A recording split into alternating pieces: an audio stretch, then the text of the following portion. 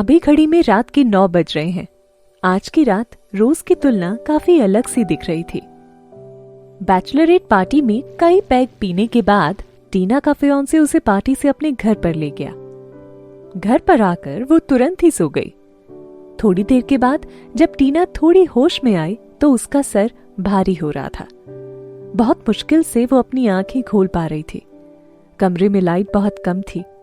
इस वजह से जब उसकी आंखें खुली तो उसे कमरे में किसी के ना होने का आभास हुआ। जब उठकर देखा तो पता चला वहां पर कोई आदमी किसी औरत को बेहद संजीदगी से चूमे जा रहा था। थोड़ा और लाइट में आने के बाद टीना ने इस दृश्य को और सफाई से देखने की कोशिश की तो उसे दिखा कि ये दोनों आदमी और औरत एक दूसरे की बाहों में लिपटकर एक दूसरे को चूमे जा रहे थे। ये देखकर टीना का खून खौलने लग गया। यूसुफा, यहां से जाओ तुम। टीना अभी सो रही है, वो कभी भी उठ सकती है। उस आदमी ने अपने कमरे से औरत को दूर करते हुए कहा। क्या तुम इस चीज से डरे हुए हो कि कहीं तुम्हारी फियांसे जाग ना जाए? कल तुम्हारी शादी होने वाली है और मैं सिर्फ तुमसे आज की रात मांग रही हूं। क्या तुम मेरे लिए इतना भी नहीं कर सकते? यूसुफा ने गुस्से से भरे लहजे में कहा। बेब, तुम सच में मेरे लिए प्रॉब्लम खड़ी कर दोगी। अच्छा चलो दूसरे रूम में चलते हैं। उस आदमी ने वासना से भरी मुस्कान के साथ कहा। नहीं, मुझे यही करना है और उसके सामने करना है। यूसुफा ने धीरे धीरे उस आदमी की शर्ट के बटन को खोलना शुरू कर दिया। अब उन दोनों के होंठ एक बार फिर से एक दूसरे को चूमने लग गए। उधर उन दोनों को छिपकर देख रही टीना अपने आंसुओं को रोकने की कोशिश में लगी थी, लेकिन उसके आंसू लगातार आंखों से निकलते हुए उसके चेहरे को गीला किए जा रहे थे। आखिर किसने सोचा था कि जिस आदमी के साथ वो कल शादी करने जा रही है वो उसकी आंखों के सामने उसे धोखा देगा। सुनो, चलो बाथरूम में चलते हैं। बाथटब तो तुम्हारा फेवरेट प्लेस है ना? उस आदमी ने कहा। फाइन, ये सही है। तब तुम जाओ और पहली बाथटब भरो। यूसुफा ने उस आदमी के सीने पर धक्का मारते हुए उसे बाथरूम की तरफ जाने का इशारा किया। जैसे ही वो आदमी बाथरूम की तरफ गया तो यूसुफा ने अपने कदम टीना की तरफ बढ़ा दिए। टीना के पास आकर उसने कहा, टीना, मैं कल तुम्हें और प्रणय को किसी भी हालत में शादी नहीं करने दूंगी। मैं इस वक्त प्रेग्नेंट हूं और प्रणय सिर्फ मेरा है। टीना ने अपनी मुट्ठी मजबूती से बांध ली और वो अपनी भावनाओं को छुपाने में लग गई। वो कोशिश कर रही थी कि कहीं उसके रोने की आवाज बाहर ना आ जाए, लेकिन वो ज्यादा देर तक ऐसा नहीं कर सके। थोड़ी ही देर में जब प्रणय और यूसुफा की वासना भरी आवाज उसके कानों में पड़ी तो वो फफक कर रो पड़ी। आज से 3 साल पहले टीना मुंबई की टॉप मॉडल में से एक थी, लेकिन सिर्फ इसी इंसान की वजह से उसने सब कुछ छोड़ दिया था। कई सालों की मेहनत के बाद कमाई गई पोजीशन भी उसने यूसुफा को सिर्फ इसी इंसान के कहने पर दी थी। आज उसका सपना एक पल में ही टूटकर बिखर गया। उसे तो यकीन ही नहीं हो रहा था कि ये सब वाकई में उसके साथ हो रहा है। अभी भी उसे ऐसा लग रहा था कि ये सिर्फ एक बुरा सपना है। कल सुबह होते ही सब कुछ ठीक हो जाएगा, सब पहले जैसा हो जाएगा। टीना लगातार खुद से ही झूठ बोलकर खुद को सांत्वना दिए जा रही थी। आधी रात के करीब यूसुफा ने खुद को बीमार होने की बात कही और वो प्रणय को होटल से बाहर लेकर चली गई। तब टीना को इस बुरे सपने के सच होने पर थोड़ा यकीन होने लग गया था। प्रणय और टीना को अगले दिन शादी करनी थी। अगले दिन का पहले से ही प्लान था। ठीक वैसे टीना अकेले ही सिविल अफेयर के ऑफिस में पहुंची। इस वक्त उसके चेहरे की खुशी देखी जा सकती थी। अभी भी उसे उम्मीद थी कि प्रणय आकर उससे शादी करेगा। मैरिज ऑफिस पहुंचकर कार से निकलते ही उसने प्रणय को फोन किया, लेकिन दूसरी तरफ से आवाज आई, यूसुफा इंजर्ड हो गई है, पहले मुझे इस इमरजेंसी सिचुएशन को हैंडल करना होगा। हम ये शादी किसी दूसरे दिन कर लेंगे। भला कोई आदमी अपनी शादी कैसे टाल सकता है? अब कोई दूसरा दिन नहीं आने वाला था, ये टीना को समझ आ गया था। टीना वापस जाने के लिए तैयार होने लगी। उसने अपनी आंखों के आंसू को काले चश्मे से छिपा लिया। वो जाने के लिए मुड़ी ही थी कि उसकी नजर एक लंबे कद के शख्स पर पड़ी। उसने डार्क ब्लू कलर का सूट पहन रखा था।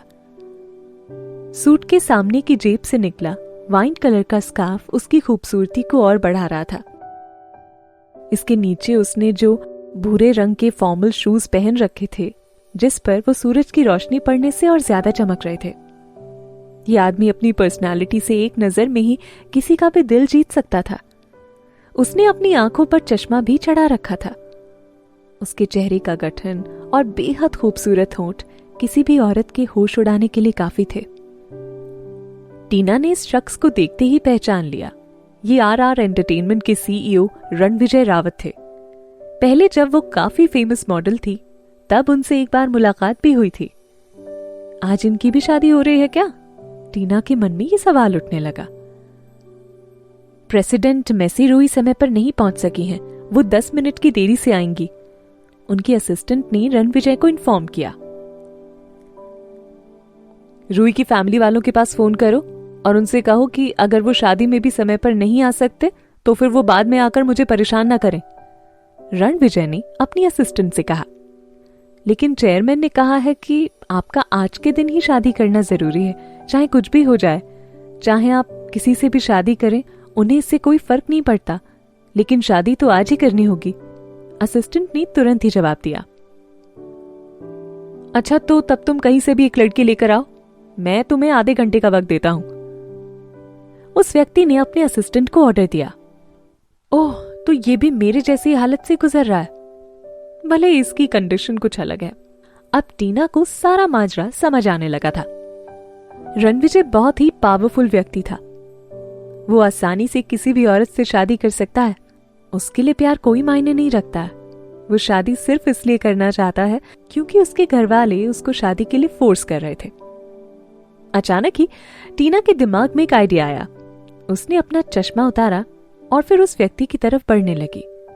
टीना ने उससे जाकर सीधे ही कहा, रणविजय, आपकी दुल्हन यहाँ पर नहीं पहुंची और मेरा दूल्हा शादी से भाग गया। क्या हम दोनों आपस में शादी कर सकते हैं? रणविजय के असिस्टेंट को विश्वास नहीं हो रहा था। कोई भी औरत आखिर इतनी बोल्ड कैसे हो सकती है? टीना उन दोनों के सामने पूरे आत्मविश्वास से खड़ी थी। उसने रणविजय से सीधे ही शादी की बात करने के लिए काफी साहस जुटाया था। रणविजय ने अपना चश्मा उतारा और बड़े ध्यान से टीना की तरफ देखना शुरू किया। टीना भी रणविजय की हल्की भूरी आंखों में नजर गड़ाए खड़ी रही। कुछ पलों तक टीना को यूं ही निहारने के बाद उन्होंने अपने असिस्टेंट से कहा, मुझे इस लड़की की सारी डिटेल ला कर दो। बिल्कुल। रणविजय का असिस्टेंट पहले से ही जानता था कि टीना कौन थी। उसने जल्दी से अपना फोन निकाला और फिर उसने टीना को सर्च करके फटाफट अपने बॉस को सारी इंफॉर्मेशन दे दी। 2 मिनट तक फोन में देखने के बाद रणविजय ने सिर्फ एक ही लफ्ज में अपना फैसला सुना दिया, ओके। रणविजय से मिलना टीना की लाइफ की सबसे अच्छी घटना थी। वो खुद को आज दुनिया की सबसे लकी वुमन मान रही थी। उस व्यक्ति के पास किसी भी औरत को इस्तेमाल करने का कोई कारण नहीं था। वो जिसे चाहे उसे पा सकता है, जैसी औरत के साथ चाहे उसके साथ सो सकता है।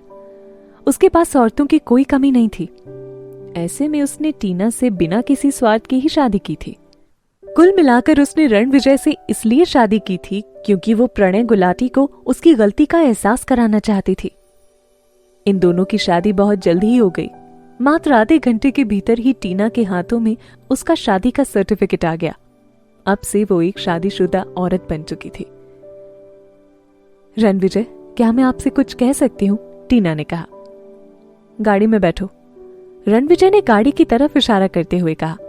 रणविजय जैसे ही रजिस्ट्रेशन हॉल से बाहर आया, उसने फिर से अपनी आंखों पर चश्मा चढ़ा लिया। टीना ठीक उसके पीछे पीछे चलने लगी। बाहर खड़ी रोल्स रॉयल्स में बैठने के बाद टीना ने शर्माते हुए रणविजय की तरफ देखा और कहा, मुझसे शादी करने के लिए आपको थैंक यू सो मच। अगर आपको इसके बदले में कुछ भी चाहिए हो तो प्लीज मुझे बताना, मैं आपके लिए कुछ भी करने को तैयार हूं। लेकिन मेरी आपसे सिर्फ 2 ही रिक्वेस्ट हैं। मुझे यकीन है कि आप जरूर मानेंगे।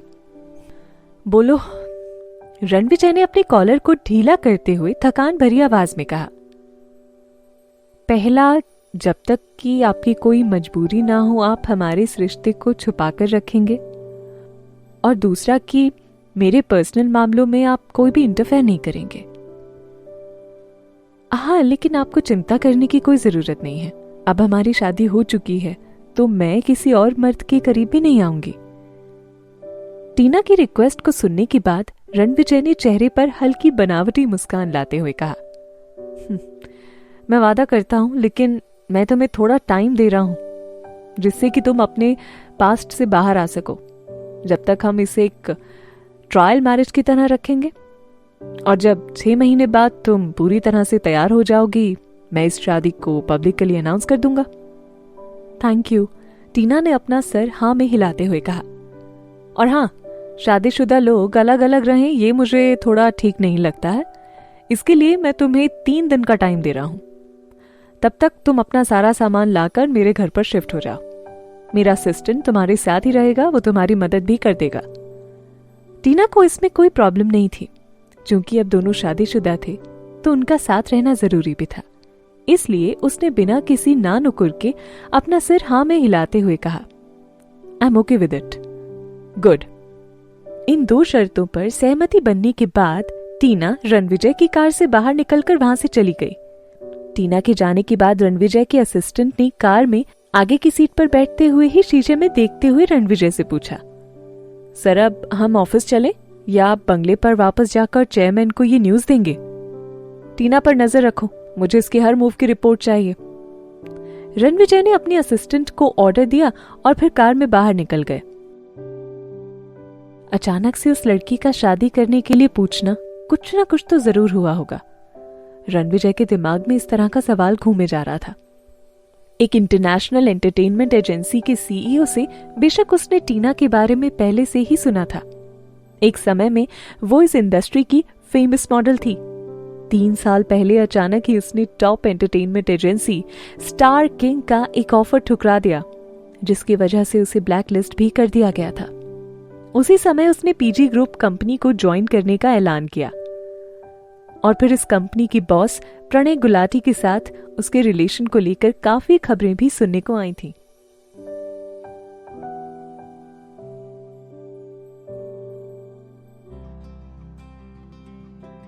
यहाँ बस इतना ही। आगे की कहानी जानने के लिए सब्सक्राइब करें पॉकेट एफएम चैनल को और बेल क्लिक करके अगले एपिसोड का नोटिफिकेशन पाएं।